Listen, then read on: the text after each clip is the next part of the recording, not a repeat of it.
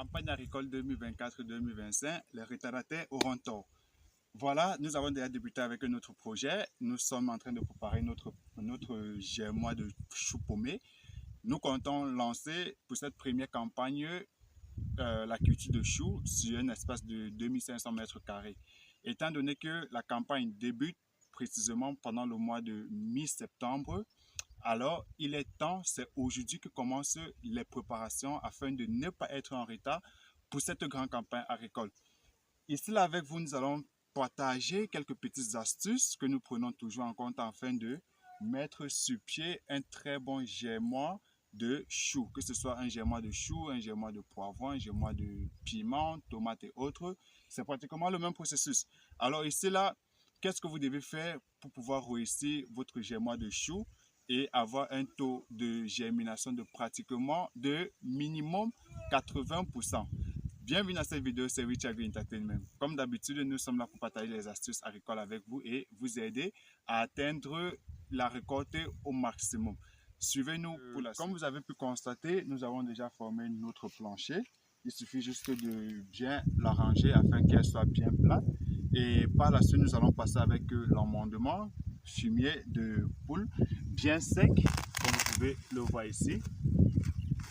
Très bien sec et de très bonne qualité. De préférence, nous cherchons toujours les fumiers de poule pondeuses parce qu'elles sont encore plus riches. Et après cela, nous allons passer avec de l'arrosage de l'eau fraîche afin d'accélérer le processus de l'ammoniac, afin d'accélérer l'ammoniac pour qu'elle soit dégagée du fumier plus vite. Et ensuite, nous allons repasser 2 jours après avec de l'eau chaude.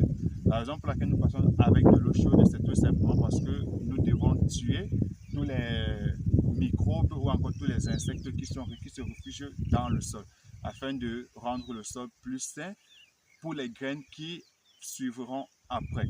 Donc, suivez-nous maintenant pour l'arrangement de ce plancher.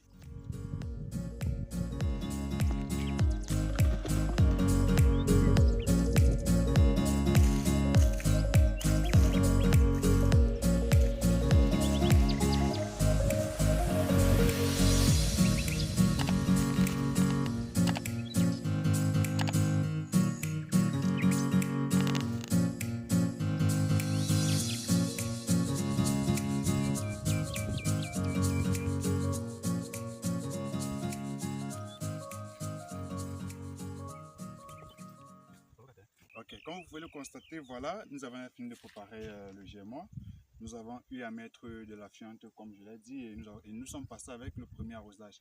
Donc la véritable raison pour laquelle nous passons avec cet arrosage, c'est pourquoi? C'est pour que l'eau au fait puisse accélérer l'ammoniac qui serait dégagé par le fumier dont nous avons mis en contact. Et l'autre raison pour laquelle nous la mélangeons, c'est pour que le fumier en question puisse bien pénétrer dans le sol, qu'elle ne soit pas juste en surface.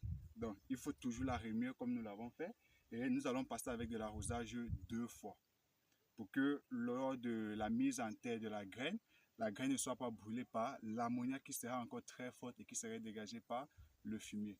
Donc pour cette première partie, voilà ce que nous avons eu à faire.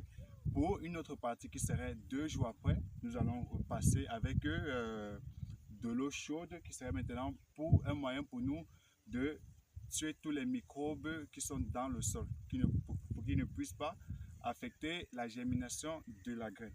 Donc voilà, c'était une première partie pour notre vidéo sur comment vous pouvez confectionner un germois et avoir un taux de germination de minimum 80%.